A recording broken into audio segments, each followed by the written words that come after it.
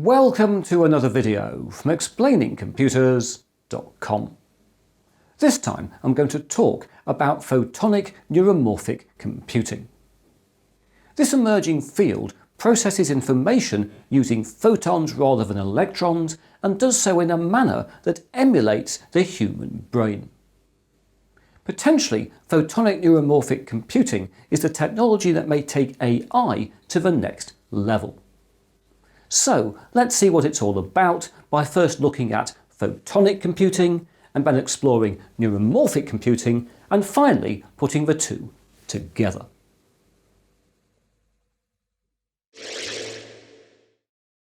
For decades, computers have processed and stored information using microelectronics.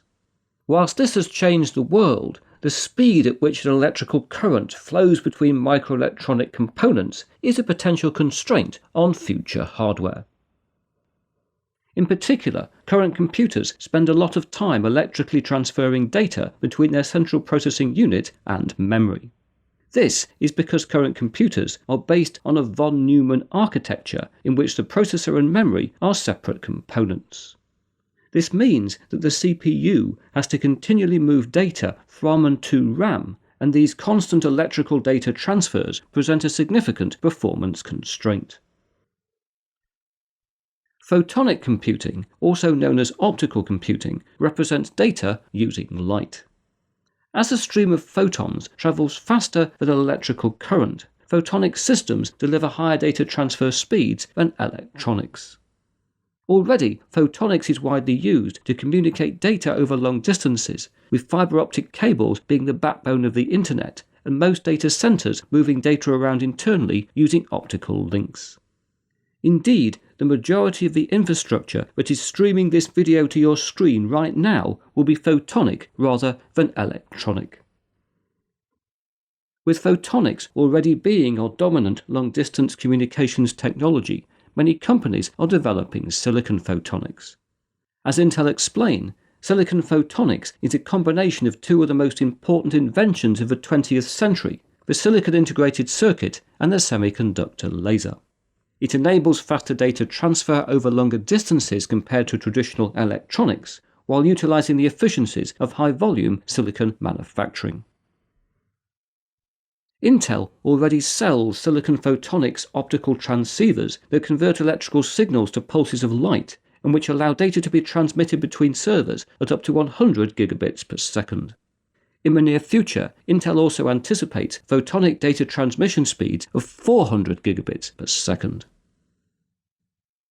Rather than being based on transistors and related electronic components, photonic integrated circuits, or PICs, include waveguides to direct and distribute light, as well as wavelength filters, phase and intensity modulators, and photodetectors. Whilst it's already possible to use existing methods to manufacture silicon photonic integrated circuits at scale, a major drawback of current products is that an external laser is required. This said, IBM and others are working on integrating quantum dot lasers or other light sources directly into photonic silicon chips, and this may open up all kinds of possibilities. Most significantly, future photonic technology may permit data to be stored and processed by optical means. In February 2019, researchers from IBM revealed that they'd successfully developed a photonic memory device capable of in-memory computing. This has a non-von Neumann architecture and uses its memory for both data processing and data storage. As the IBM researchers reported in the journal Science Advances, here we show that we can combine integrated optics with co-located data storage and processing to enable all photonic in-memory computations, and this sets the stage for the development of entirely photonic computers. In January 2021, some of the same IBM researchers were part of a team that reported the development of an experimental photonic tensor core processor. This again was based on non-von Neumann in-memory computing, with photonic data storage and data processing included on a single chip. A system with co-located data processing and data storage is also one which mirrors a biological brain, which leads us to the subject of neuromorphic computing.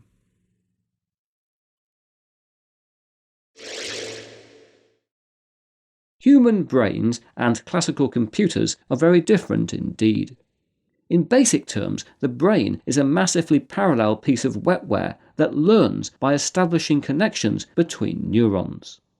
Meanwhile, a classical computer employs a von Neumann architecture in which a centralized CPU executes a predetermined program in a largely serial fashion.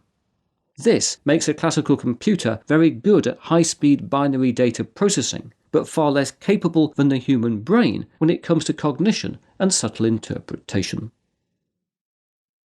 In order to develop the next generation of artificial intelligence, neuromorphic computing attempts to emulate the human brain.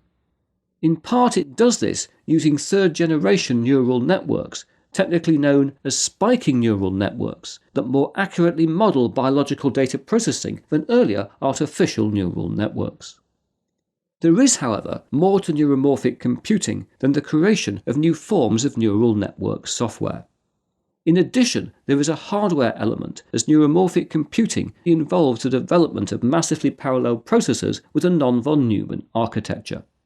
Such hardware directly mimics the basic functions of the neurons and synapses in the human brain, so providing the most efficient computational platform for machine learning applications. In order to progress neuromorphic computing research, test processors have already been fabricated using traditional microelectronics. For example, in November 2017, Intel introduced a 128-core test chip called low-high. This includes 130,000 artificial neurons and is optimized for running spiking neural networks. However, while such microelectronic neuromorphic processors are impressive, they may not be able to keep up with the next generation of cognitive applications. And this is why photonic computing is attracting the attention of neuromorphic computing engineers.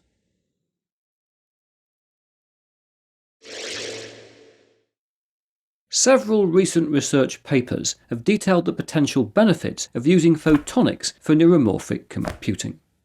Not least, in February 2021, this article in Nature Photonics stressed the benefit for creating massively parallel, massively distributed hardware.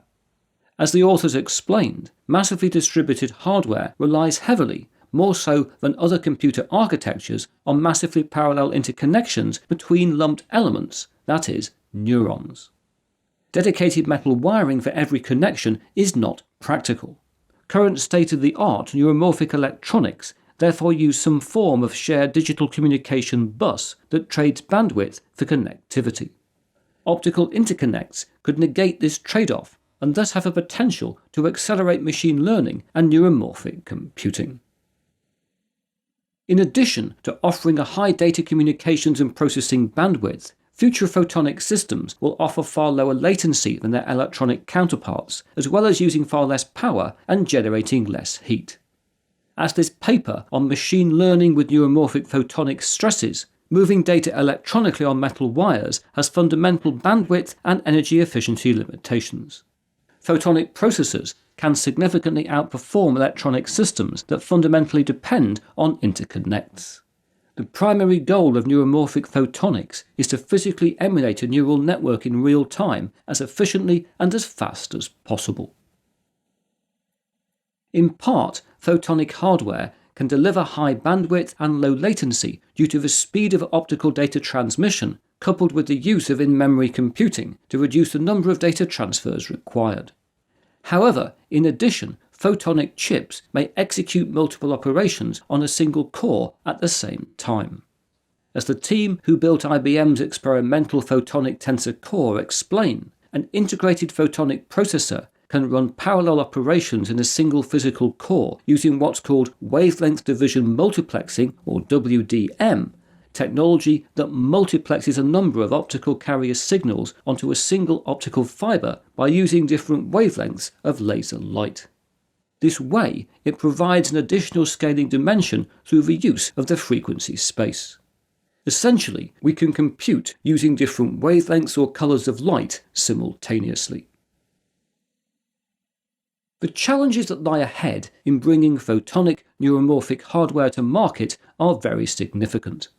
This said, the foundations for this exciting new form of computing have been laid, with the basic building blocks of photonic neuromorphic processors well understood, and current manufacturing processes potentially able to fabricate them in large quantities. It is therefore reasonable to predict that, maybe in the 2030s, we will have photonic neuromorphic machine learning systems that are far more powerful, far more responsive, and far more energy efficient than current AI applications. Perhaps even more fundamentally, it's important to note that while photon carrier interactions in photonic neuromorphic processors are directly analogous to electrochemical neuron interactions in the human brain, there is a big difference between the two. And that difference is that photonic artificial neurons operate millions of times more quickly than their biological counterparts. When and if we are able to build photonic neuromorphic processors with tens of billions of neurons, they may therefore be able to very rapidly outthink their human creators.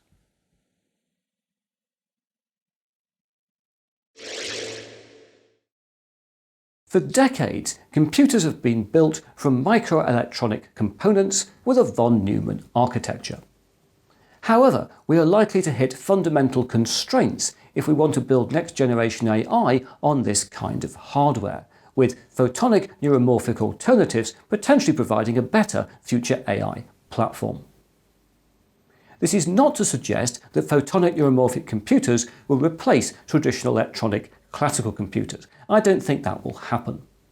Rather, I think we're heading into a world where we use different kinds of hardware for different kinds of application, and I would suggest that's the most important message to take from this video.